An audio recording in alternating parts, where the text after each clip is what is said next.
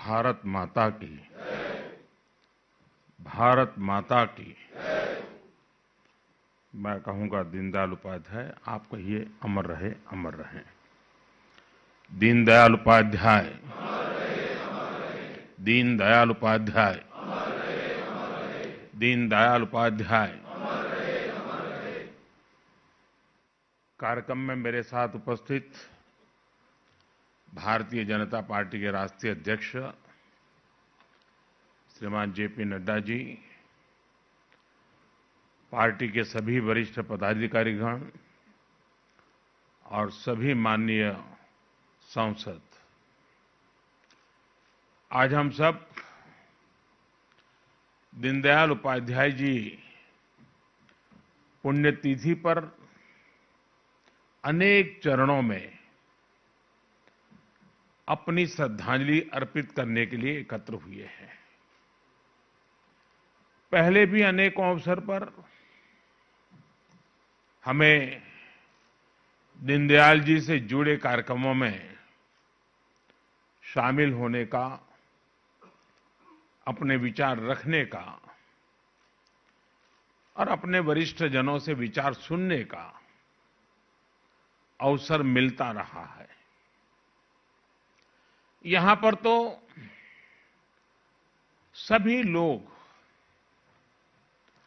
उस विचार परिवार के सदस्य हैं।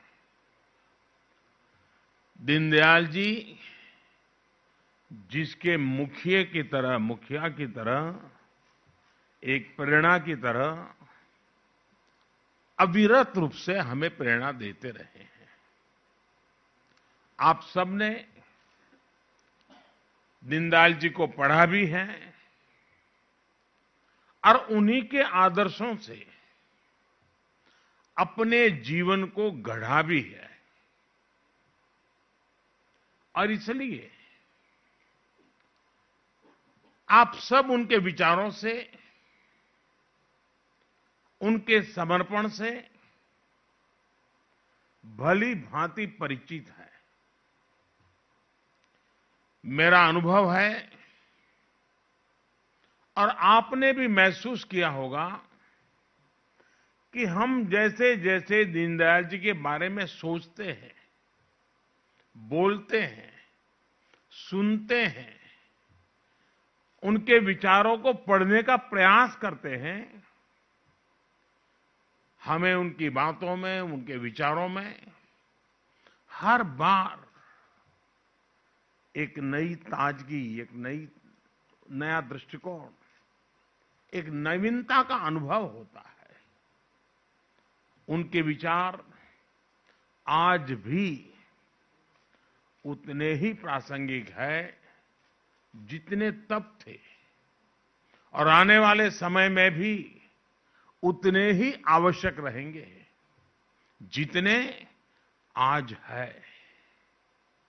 एकात्म मानव दर्शन का उनका विचार मानव मात्र के लिए था। इसलिए जहां भी मानवता की सेवा का प्रश्न होगा, मानवता के कल्याण की बात होगी, दीनदयाल जी का एकात्म मानव दर्शन प्रासंगिक रहेगा ही रहेगा। एकात्म मानव दर्शन में विशेष रूप से इन तीन शब्दों में व्यष्टि से समष्टि की यात्रा व्यक्त होती है, स्वार्थ से परमार्थ की यात्रा का मार्ग स्पष्ट होता है और मैं नहीं तू ही का संकल्प भी सिद्ध होता है। साथियों, हमारे यहां कहा गया है, स्वदेशे पूज्यते राजा, स्वदेशे पूज्यते राजा, विद्वान सर्वत्र पूज्यते। अर्थात सत्ता की ताकत से आपको सीमित सम्मान ही मिल सकता है। जहां सत्ता की ताकत प्रभावी होगी, वहीं सम्मान मिलेगा। लेकिन विद्वान का सम्मान हर जगह होता है। दीनदयाल जी इस विचार के साक्षात जीता जागता उदाहरण है। उनका एक एक विचार, उनके एक एक शब्द उन्हें पूरी दुनिया में एक विलक्षण व्यक्तित्व बना देते हैं। सामाजिक जीवन में एक नेता को कैसा होना चाहिए, भारत के लोकतंत्र और मूल्यों को कैसे जीना चाहिए, दीनदयाल जी इसके भी बहुत बड़ा उदाहरण है। एक और वो भारतीय राजनीति में एक नए विचार को लेकर आगे बढ़ रहे थे। वहीं दूसरी ओर वो हर एक पार्टी, हर एक विचारधारा के नेताओं के साथ भी उतने ही सहज रहते थे। हर किसी से उनके आत्मीय संबंध थे। उन्होंने अपनी पॉलिटिकल डायरी लिखी थी, जिसमें नेहरू जी की सरकार की सुरक्षा के संबंध में, खाद्य नीतियों के संबंध में, कृषि नीति के संबंध में खुल करके तथ्यपरक आलोचना की थी। बहुत ही क्रिटिसाइज किया था। लेकिन जब उन्होंने अपनी इस डायरी को प्रकाशित किया पुस्तक के रूप में, तो इसका प्राकथन उन्होंने कांग्रेस नेता और यूपी के मुख्यमंत्री रहे श्रीमान संपूर्णानंद जी से ही लिखवाया। संपूर्णानंद जी ने अपनी टिप्पणी में एक बहुत ही प्रभावी लाइन लिखी है। उन्होंने लिखा है, ये पुस्तक फ्यूचर रीडर्स के लिए एक साइकोलॉजिकल ग्लो है। आज दुनिया देख रही है कि इस महापुरुष के विचारों का ये ग्लो कैसे पूरे भारत में अपनी चमक बिखेर रहा है।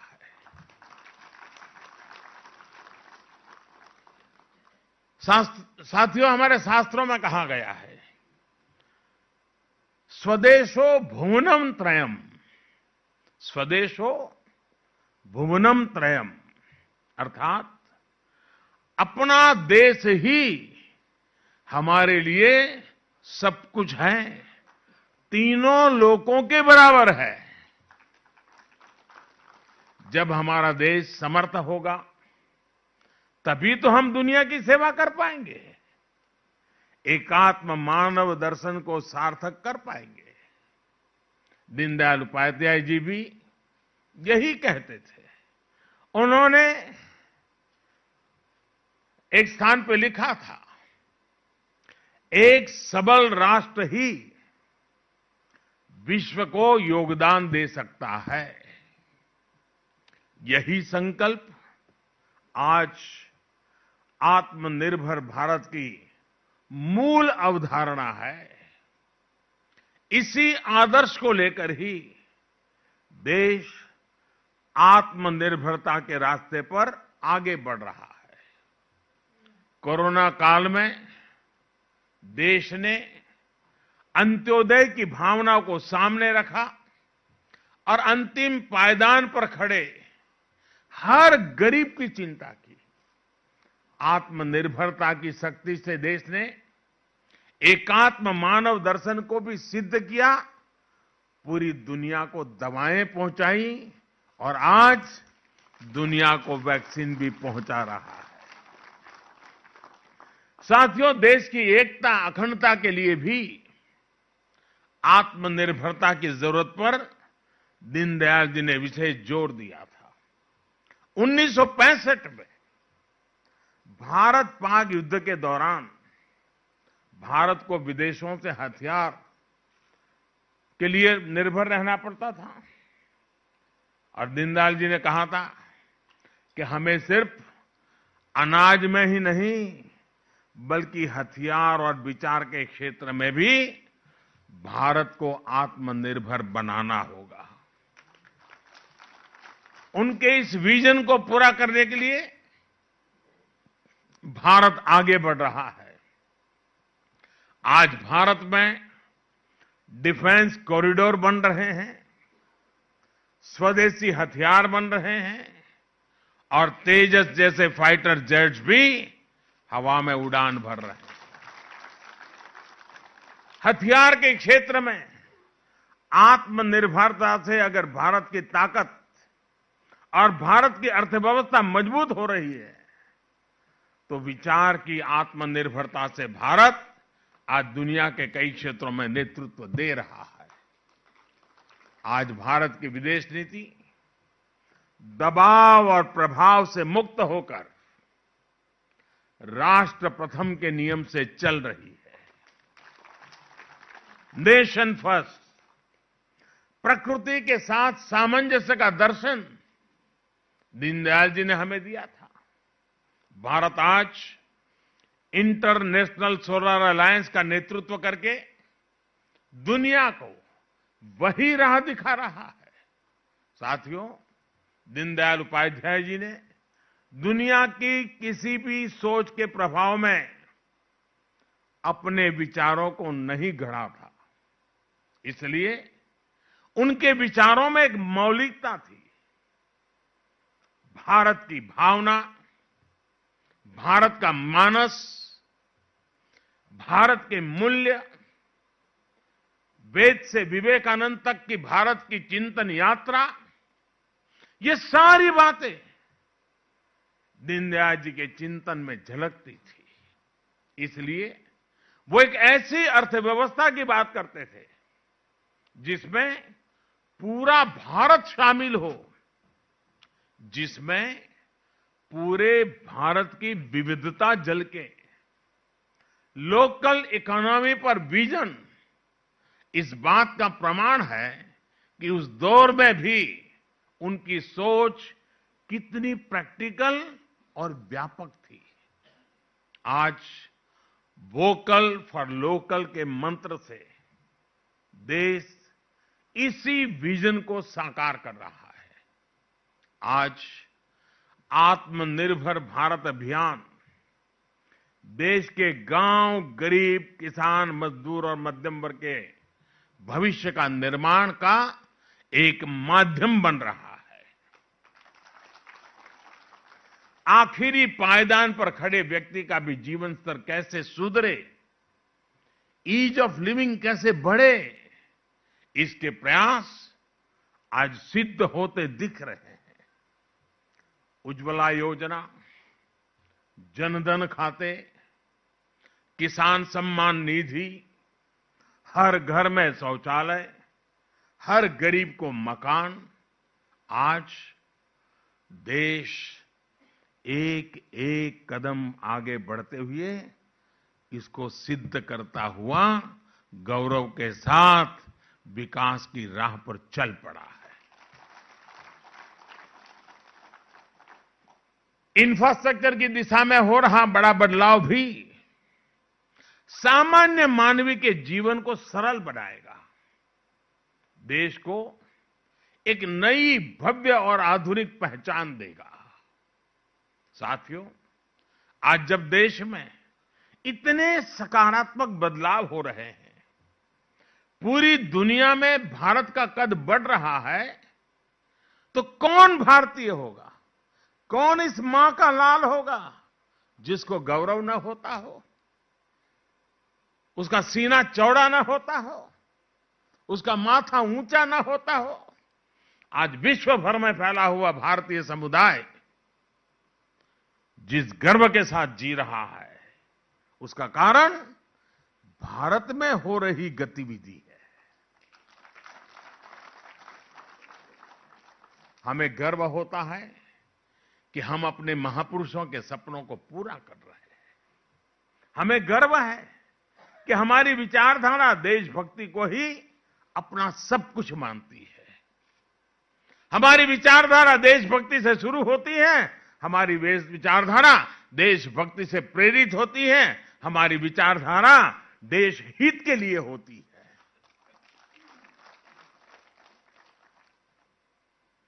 हम उसी विचारधारा में पले हैं जो विचारधारा राष्ट्र प्रथम, नेशन फर्स्ट की बात करती है। ये हमारी विचारधारा है कि हमें राजनीति का पाठ राष्ट्र नीति की भाषा में पढ़ाया जाता है। हमारी राजनीति में भी राष्ट्र नीति सर्वोपरि है। हमें राजनीति और राष्ट्र नीति में से एक स्वीकार करना होगा, तो हमें संस्कार मिले हैं राष्ट्र नीति को स्वीकार करना, राजनीति को नंबर 2 पे रखना। हमें गर्व है कि हमारी विचारधारा सबका साथ, सबका विकास, सबका विश्वास की बात करती है, उस मंत्र को जीती है। आप देखिए, हमारी पार्टी ने अपनी सरकारों में ऐसी कितनी ही उपलब्धियां हासिल की हैं जिन पर आपको गर्व होगा, आने वाली पीढ़ियों को गर्व होगा। जो निर्णय देश में बहुत कठिन माने जाते थे, राजनीतिक रूप से मुश्किल माने जाते थे, हमने वो निर्णय लिए और सबको साथ लेकर लिए। उदाहरण के तौर पर देश में नए जनजाति कार्य मंत्रालय का गठन। जनजाति समुदाय कोई हमारे आने के बाद थोड़ा था, पहले भी था, लेकिन उस मंत्रालय का, अलग मंत्रालय का गठन भाजपा की ही सरकार में हुआ है। ये भाजपा का सरकार की ही देन है कि पिछड़ा आयोग भी उसको संवैधानिक दर्जा मिल सका, संवैधानिक स्टेटस हमारे यहां मिल सका। और ये भाजपा की ही सरकार है जिसने सामान्य वर्ग के गरीब लोगों को भी आरक्षण देने का काम किया है। और आप देखिए, देश में जब भी ऐसे कोई काम हुए हैं, तनाव पैदा हुआ है, संघर्ष हुआ है, समाज बढ़ गया है, उसी काम को हमने मेलझोल प्यार के वातावरण में किया है, क्योंकि राष्ट्र नीति सर्वोपरि है, राजनीति एक व्यवस्था है। राज्यों का विभाजन देख लीजिए, राज्यों का विभाजन जैसा काम राजनीति में कितने रिस्क का काम समझा जाता था, इसके उदाहरण भी है। अगर कोई नया राज्य बना तो देश में कैसे हालत बन जाते थे, लेकिन जब भाजपा की सरकार ने 3 नए राज्य बनाए तो हर कोई हमारे तौर तरीकों में दीनदयाल जी के संस्कारों का प्रभाव स्पष्ट देख सकता। उत्तर प्रदेश से उत्तराखंड का निर्माण हुआ, झारखंड बिहार से बनाया गया और छत्तीसगढ़ को मध्य प्रदेश से अलग आकार दिया गया। लेकिन उस समय हर राज्य में उत्सव का माहौल था, न कोई शिकायत थी, न कोई गीला शिकवा था, आनंद ही आनंद था, दोनों तरफ आनंद था। हमारी सरकार ने लद्दाख, करगिल को अलग केंद्र शासित राज्य का दर्जा दिया है और वहां जी भी उत्सव का ही वातावरण है। इसी तरह जम्मू कश्मीर और वहां के लोगों की आकांक्षाओं को भी हम पूरी तरह साकार करने में पर जुटे हैं। उसी प्रकार से सेलवासा और दमन दमन अलग थे, हमने उसको जोड़ दिया, दोनों तरफ आनंद है। अगर उनकी नई रचना की तो भी आनंद है और सम्मिलित किया तो भी आनंद है, क्योंकि हमारी प्रेरणा राष्ट्र नीति है। राजनीतिक स्वार्थ के लिए हम निर्णय नहीं करते हैं और इसका असर जन सामान्य के मन पर होता है। साथियों, हम राजनीति में सर्वसम्मति को महत्व देते हैं। हम सहमति के प्रयास को करते करते सर्वसम्मति तक जाना चाहते हैं। दीनदयाल जी कभी भी राजनीतिक अस्पृश्यता में विश्वास नहीं रखते थे। और आपको याद होगा, जब मैं 2014 में आया तो मुझे सदन में एक बार बोलने का मौका मिला, तब मैंने सदन में कहा था और बड़ी जिम्मेवारी के साथ कहा था। और बड़े कन्विक्शन के साथ कहा था। जो इस कन्विक्शन को हम लोग जीते हैं, हमें संस्कार में मिले हैं। और मैंने पार्लियामेंट में कहा था कि बहुमत से सरकार चलती है, बहुमत से सरकार तो चलती है, लेकिन देश तो सहमति से चलता है, सर्वसम्मति से चलता है। और हम सिर्फ सरकार चलाने नहीं आए हैं, हम तो देश को आगे ले जाने के लिए आए। हमारे राजनीतिक दल हो सकते हैं, हमारे विचार अलग अलग हो सकते हैं, हम चुनाव में पूरी शक्ति से एक दूसरे के खिलाफ लड़ते हैं, पर इसका मतलब ये नहीं कि हम अपने राजनीतिक विरोधी का सम्मान न करें। आपने देखा होगा, प्रणब मुखर्जी साहब, हमें भारत रत्न देने में गर्व हुआ। वे कोई हमारी पार्टी के नहीं थे, हमारे आलोचक थे। अभी आसाम में तरुण गोगोई जी, नागालैंड में एमसी जमीर जी, ये सारे हमारे राजनीतिक विचार थे, हमारे राजनीतिक दल से कोई लेना देना नहीं था। न ही हमारी पार्टी का हिस्सा थे, न हमारे गठबंधन का हिस्सा थे, लेकिन राष्ट्र के प्रति उनके योगदान का सम्मान करना हमारा कर्तव्य। हमने पद्मश्री दिया, पद्म भूषण दिया। राजनीतिक अस्पृश्यता का विचार हमारा संस्कार नहीं है। आज देश भी इस विचार को, अस्पृश्यता के विचार को अब देश अस्वीकार कर चुका है। हां, ये बात जरूर है कि हमारी पार्टी में वंशवाद को नहीं, कार्यकर्ता को महत्व दिया जाता है। इसलिए आज देश हमसे जुड़ रहा है और हमारे कार्यकर्ता भी हर देशवासी को अपना परिवार मानते हैं। कहीं कोई आपदा आती है तो हमारे करोड़ों कार्यकर्ता अपना सब कुछ छोड़कर वहां पहुंच जाते हैं। कोरोना जैसा इतना बड़ा संकट आया, दुनिया में हर कोई अपने जीवन के लिए डरा हुआ था, लेकिन हमारे करोड़ों कार्यकर्ताओं ने अपना दायित्व समझकर दिन रात एक कर दिया। राष्ट्रीय अध्यक्ष जी ने पार्टी कार्यकर्ताओं से आह्वान किया था कि सरकार के साथ साथ वो भी अपनी जिम्मेदारी निभाएं। हर कार्यकर्ता ने सेवा के संकल्प को राष्ट्रव्यापी मिशन बना दिया था। और मैं पार्टी का आभारी हूं, राष्ट्रीय अध्यक्ष जी का आभारी हूं कि मुझे वीडियो कॉन्फ्रेंस के माध्यम से देश भर के कार्यकर्ताओं के साथ इस कोरोना कालखंड में उन्होंने जो सेवा कार्य किए, उसका वृत्त सुनने का अवसर मिला था। हमारे कार्यकर्ताओं ने कैसे कैसे संकटों को, रिस्क को उठाया था और कितने जी जान से उन्होंने गरीबों की सेवा की थी। किसी गरीब के घर में चूल्हा न जले, कोई गरीब रात को भूखा न सोए, इसके लिए भारतीय जनता पार्टी का गांव गांव में कार्यकर्ता दिन रात लगा रहा था। मैं देख रहा था कि जब हमारे श्रमिक बंधु अफवाहों के चलते, भय के चलते और कुछ लोगों की राजनीतिक इरादों के चलते जब शहरों को छोड़ करके, रोजी रोटी छोड़ करके गांव की ओर चल पड़े थे, तब भारतीय जनता पार्टी के कार्यकर्ता राह पर खड़े रह करके उनको जूते तक देने की चिंता करते थे, उनकी दवाई की चिंता करते थे, उनके पानी की। ये सारा वृत्त मैं सुन रहा था, मेरे मन को छू रहा था और कार्यकर्ताओं के इस परिश्रम से मुझे भी काम करने की प्रेरणा मिलती थी। इस अभियान में किसी ने वोट बैंक की चिंता नहीं की। ये नहीं सोचा कि किसका वोट हमें मिलता, किसका नहीं मिलता। साथियों, हमारी पार्टी, हमारी सरकार आज महात्मा गांधी के उन सिद्धांतों पर चल रही है जो हमें प्रेम और करुणा के पाठ पढ़ाते हैं। हमने बापू की 150वीं जन्म जयंती भी बनाई और उनके आदर्शों को अपनी राजनीति में, अपने जीवन में भी उतारा।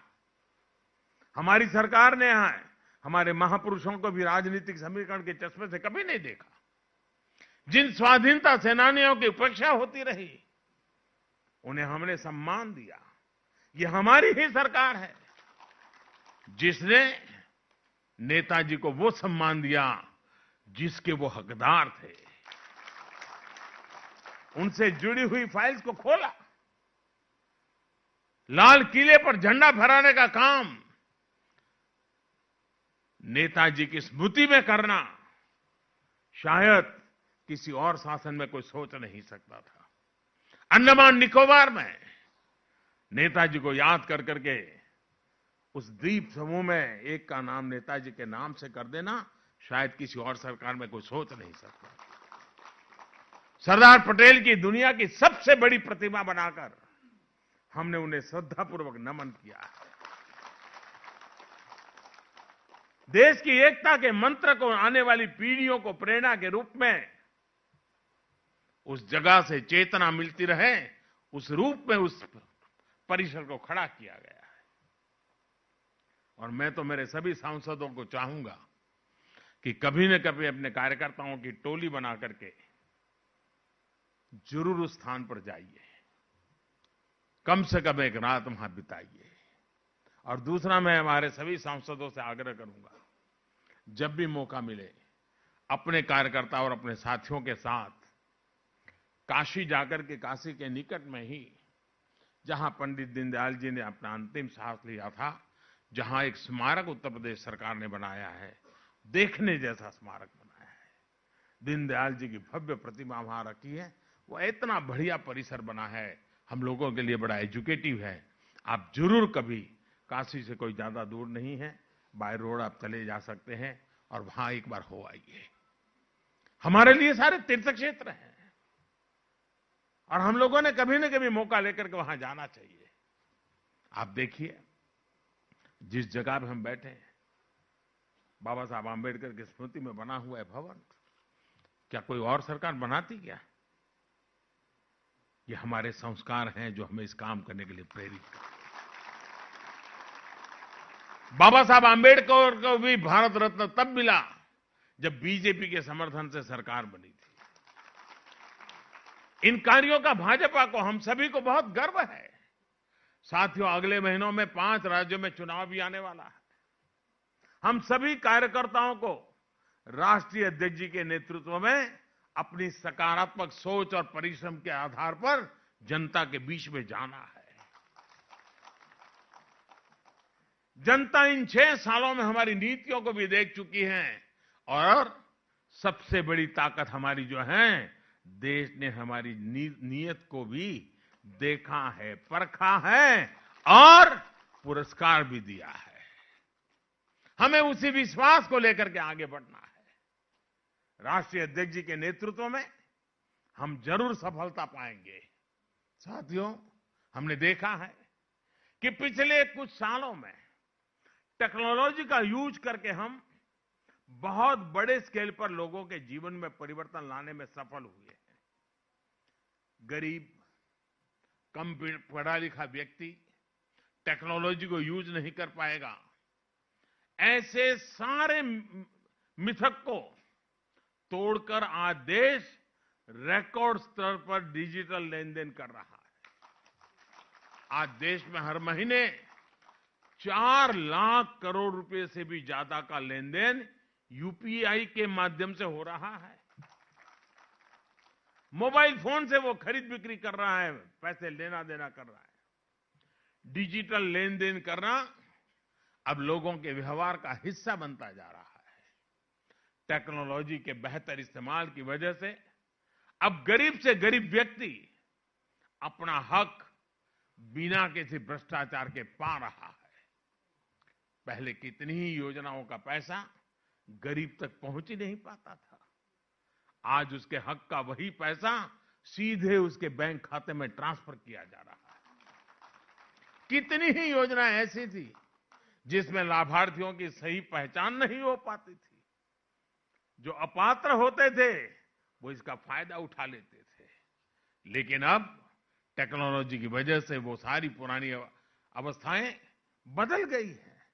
करोड़ों से नाम जो सिर्फ कागजों में थे, जो किसी गरीब का हक उस तक पहुंचने नहीं देते थे, उन नामों को हटाया जा चुका है। आज 1,80,000 करोड़ रुपए से अधिक गलत हाथों में जाने से पैसा बच रहा है। टेक्नोलॉजी का बेहतर इस्तेमाल आपको अपने क्षेत्र के लोगों के साथ कनेक्ट करने में बहुत मदद कर सकता है। इसके लिए एक अहम माध्यम नमो ऐप भी है। नमो ऐप पर जो टूल्स हैं वो आपको जनता जनार्दन से संवाद में सहायता कर सकते हैं। मैं चाहता हूं मेरे सभी सांसदों के लिए ये हथियार बहुत काम आए। आप थोड़ा समय दीजिए उसके साथ। आप देखिए उसमें इतनी चीजें हैं जो आपके क्षेत्र के लोगों से संपर्क बनाने के लिए वो एक बहुत बड़ा साधन, बहुत बड़ा हथियार, बहुत बड़ा माध्यम आपके टेलीफोन में उपलब्ध, आपके मोबाइल फोन में उपलब्ध है। आप उसका फायदा उठाइए। और उसकी अच्छी एक बड़ी ताकत ये है कि ये टू वे कम्युनिकेशन का भी बहुत अच्छा प्लेटफॉर्म है। आप अपने कार्यकर्ताओं के साथ छोटी मोटी मीटिंग आराम से कर सकते हैं। उसके ऊपर आप लोगों तक अपनी बात पहुंचा सकते हैं और लोग भी उतनी ही आसानी से अपनी बात आप तक पहुंचा सकते हैं। साथियों, आजादी के 75 वर्ष का अवसर आज हमारे एकदम सामने खड़ा है। आत्मनिर्भर भारत को लेकर आज पूरे देश में एक चेतना जगी है।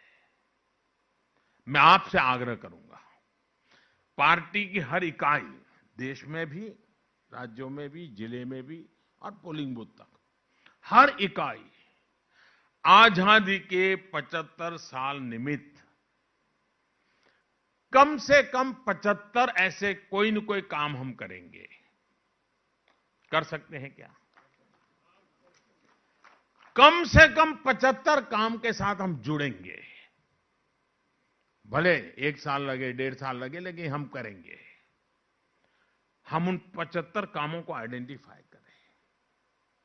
आजादी के 75 साल के निमित्त इस काम को अवश्य करें और उसका हिसाब किताब रखें। देश के सामान्य मानवी से जुड़ने का हम प्रयास करें। आजादी के 75 साल सिर्फ रंगाराग कार्यक्रम के समाप्त नहीं होना चाहिए। जन मन के साथ जुड़ने का एक बहुत बड़ा अवसर होना चाहिए। नई पीढ़ी को राष्ट्र के लिए प्रेरणा देने की एक ताकत के रूप में परिवर्तित होना चाहिए। और इसलिए भारतीय जनता पार्टी के हर कार्यकर्ता, जिसके लिए राष्ट्र नीति ही प्रेरणा है, इसके लिए आजादी का 75 का वर्ष ये भी अपने आप में एक बहुत बड़ी प्रेरणा है। साथियों, वोकल फॉर लोकल, आत्मनिर्भर भारत, मैं सभी मेरे एमपी साथियों से आग्रह करता हूं, मेरे सांसद साथियों से आग्रह करता हूं, मैं भारतीय जनता पार्टी के कार्यकर्ताओं से आग्रह कर रहा हूं। जो राह हमें दीनदयाल जी ने सिखाई थी, उस राह पर चलने के लिए हम कहीं से कुछ तो सोचें। एक काम आप कर सकते हैं क्या? कठिन है लेकिन करना है। मैं कहूंगा तो आपको लगेगा ये तो बहुत सरल है, लेकिन फिर भी मैं कहता हूं बहुत कठिन है।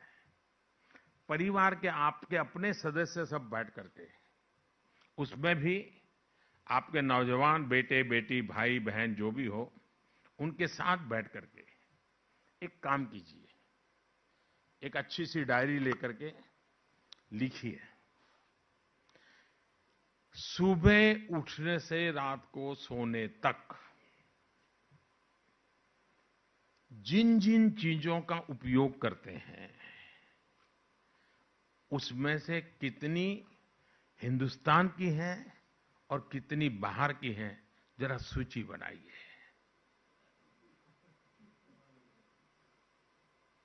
मैं बिल्कुल कहता हूं, आप खुद जब सूची बनाएंगे आप चौंक जाएंगे, आप डर जाएंगे। हमें पता ही नहीं है बिना कारण जो चीज हमारे देश में उपलब्ध है, जो चीज हमारे देश के लोग बनाते हैं, मेहनत का श्लोक बनाते हैं, वे भी चीजें जाने अनजाने में हमारे जीवन में घुस गई है। अगर देश की मिट्टी की सुगंध जिसमें न हो, देश के मजदूर का पसीना जिसमें न हो, ऐसी चीजों से मुक्ति पानी चाहिए कि नहीं पानी चाहिए? ये जिम्मा हमें लेना चाहिए कि नहीं लेना चाहिए। मैं ये नहीं कह रहा हूं कि भाई आपके पास कोई घड़ी है, कोई चश्मा है तो फेंक दो। मैं ये बात का विचार का पक्ष का नहीं हूं। लेकिन सोचिए तो, बिना कारण चीजें घुस गई है जी। 80% तो चीजें वो होगी जब लिखोगे, अच्छा मैं ये भी चीज बाहर की उपयोग कर रहा हूं, अरे रे कैसी गलती कर दी, आपका भी मन उठ जाएगा जी। आप देखिए देश को और जब हम अपने से शुरू करेंगे तो कन्विक्शन के साथ हम औरों को भी कह पाएंगे, और इसमें गर्व अनुभव कीजिए दोस्तों। और मैंने देखा है कि जब मैं वोकल फॉर लोकल की बात कर रहा हूं तो ज्यादातर लोग क्या करते हैं, देखिए दिए हम लोकल, नहीं भाई, दिवाली के दिए से बात पूरी नहीं हो जाती है। वो तो हमारे मन के अंधेरे को दूर करने के लिए एक छोटी सी शुरुआत है। हमें जरा व्यापक रूप से होना चाहिए। साथियों, दीनदयाल जी ने हमें जो संस्कार दिए,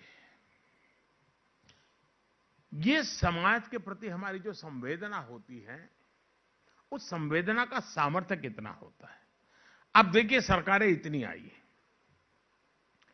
कुछ काम हम ऐसे कर रहे हैं जिसमें आपको वो बात नजर आएगी।